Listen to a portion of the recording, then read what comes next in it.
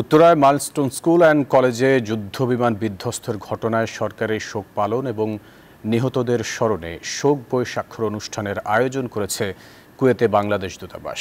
২৭ এবং ২৮ জুলাই এই শোক বই স্বাক্ষর অনুষ্ঠানের আয়োজন করা হয়।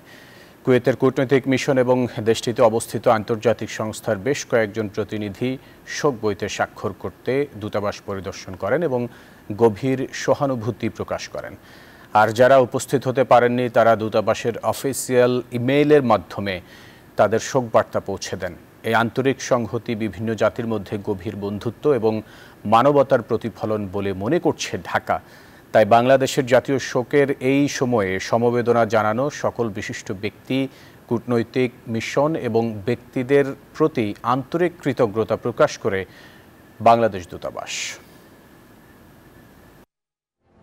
বান্ডেল থাকলে প্রতি সেনমানিতে টাকা বাঁচবে। বিকাশ সেনমানি বান্ডেল কিনে জিতুন প্রতি লেনদেনে।